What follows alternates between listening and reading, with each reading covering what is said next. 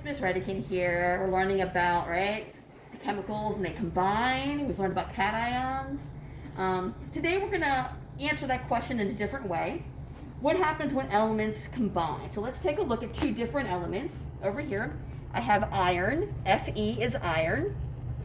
And you can see some of its properties. It's gray, it's a solid.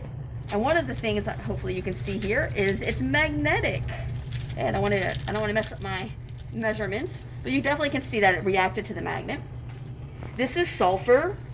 Sulfur's it's yellow, it's very brittle, it's powdery, it's also a solid.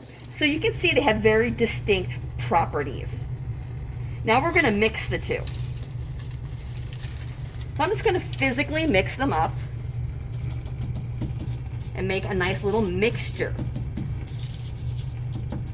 So I'm just physically making that mixture that we studied, right? So I took two different elements, and I'm making a mixture of them.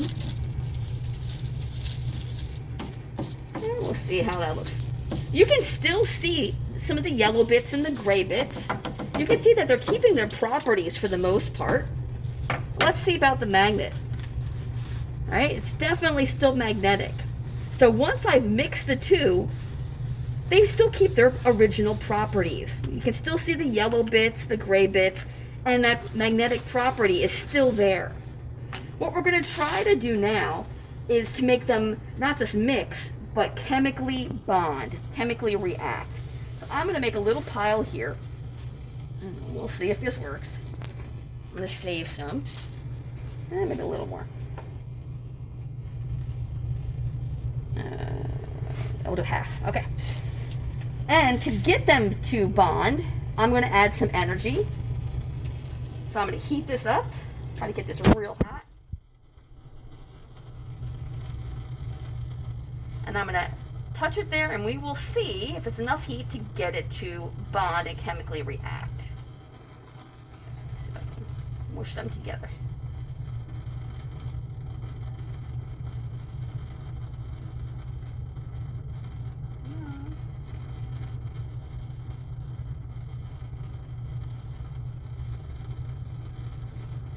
Okay, we'll see. It might not be hot enough, but we'll give it a shot.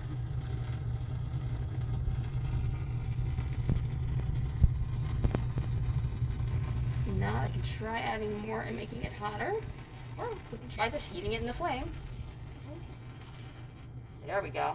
Now it's reacting. Yeah, so we got that little bit at least to react directly. Let's see if we can get the rest of it started. And if not, we have at least a sample. There we go. Woo. Okay, it's starting to go now. Nice and pretty. So we're not mixing them now. Now we're making them bond.